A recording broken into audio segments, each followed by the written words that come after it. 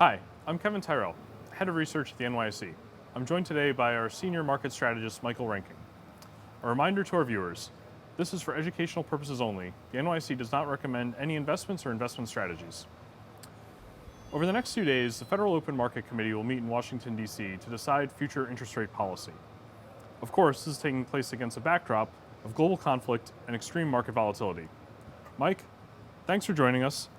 How would you describe the overall state of the market right now? Hi, Kevin. Yeah, it's great to be back with you again. Clearly the world has changed over the last month. And at the center of that is the human tragedy that's occurring in Ukraine.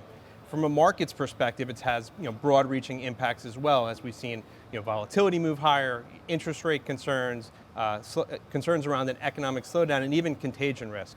So within financial markets, we've seen volatility across all asset classes moving sharply higher.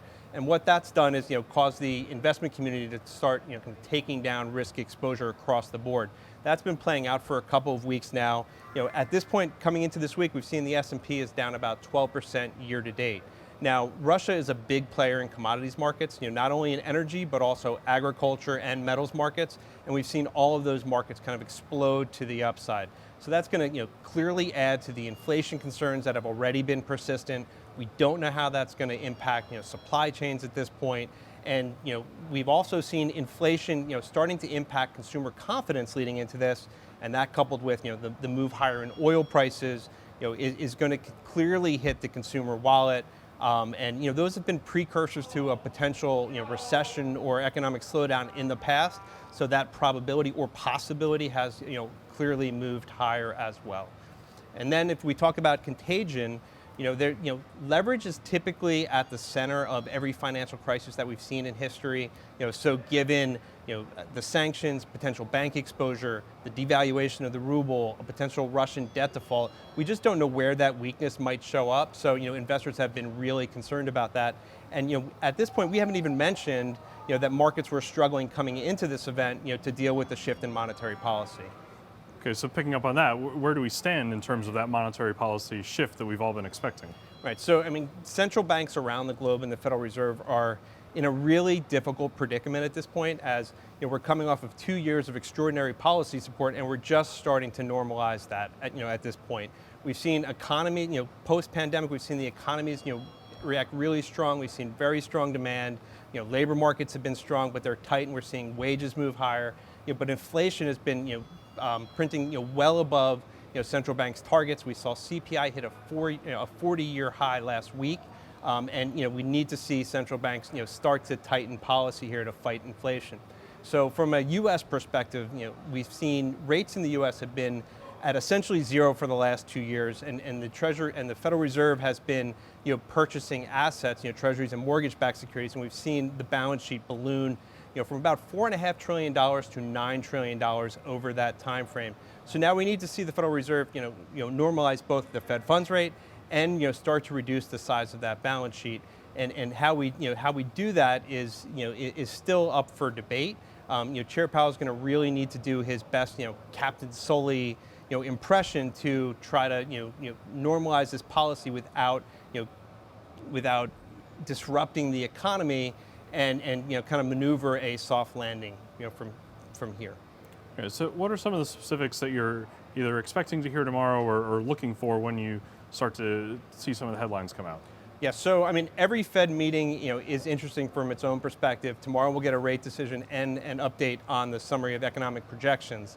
If we had had this conversation a month ago, it would have been about whether the Federal Reserve will raise 25 or 50 basis points, how aggressive they would be.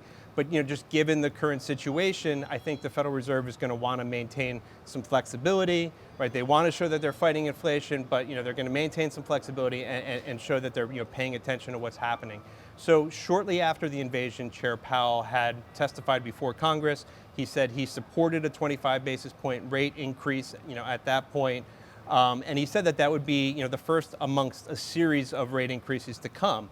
Now, in terms of the economic projections, they won't carry as much weight as they typically do. Just given the uncertainty, we will see GDP estimates move lower, inflation estimates will move higher. There will be some focus on the dots, which is essentially, the panel's, forecast for where they think interest rates will be this year and next year. So last time this was updated, they were projecting 3 rate increases for this year, an additional 3 rate increases for next year, but market expectations are much more aggressive than that. They're pricing in 6 to 7 rate increases this year, which is essentially one at every meeting through the remainder of the calendar year.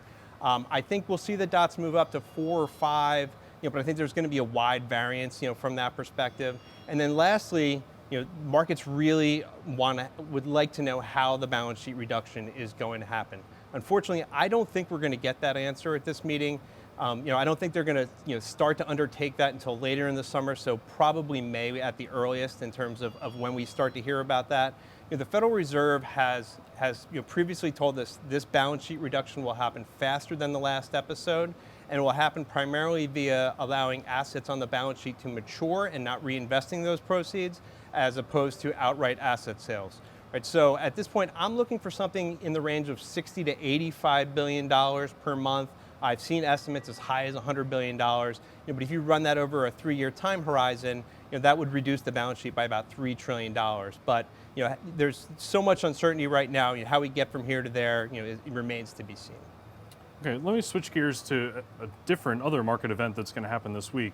Friday is the quarterly options expiration and also numerous index rebalances. The options market has been on a tear. Market volume in that space is about twice the levels pre-pandemic. What should people think about going into Friday's trading day? Yeah, so Kevin, as you pointed out, options have really taken off in terms of popularity within the investment in the investment community, and we've really seen volumes and pick up in the weeks of options expiration. In terms of how that will affect the market, it can happen in one of 2 ways, right? So if the street is, or the dealer community is kind of in a short gamma position or short at or near the money options, you will see kind of that exacerbates some of the volatility. If they're in a long gamma position, that will have more of a dampening effect. What we have seen consistently during this week is that volumes and volatility in the last hour of trade do pick up. And I think this week, especially just given some of the headline gap risks that we have, makes it really challenging to kind of hedge portfolios. And then lastly, as you pointed out, it's not only quad witch expiration, but it's the index rebalances. This is typically one of the heaviest volume days that we've seen in the year. The last 4 times that this has coincided, each closing auction has exceeded 2 billion shares, and Q4's closing auction was 2.4 billion shares, the largest in history. All right, thanks, Mike. A lot for investors to keep track of this week. Yes, absolutely. And I'll remind our viewers that we'll have a recap of Wednesday's Fed meeting along with other data from this week available at nyse.com/research. Thank you.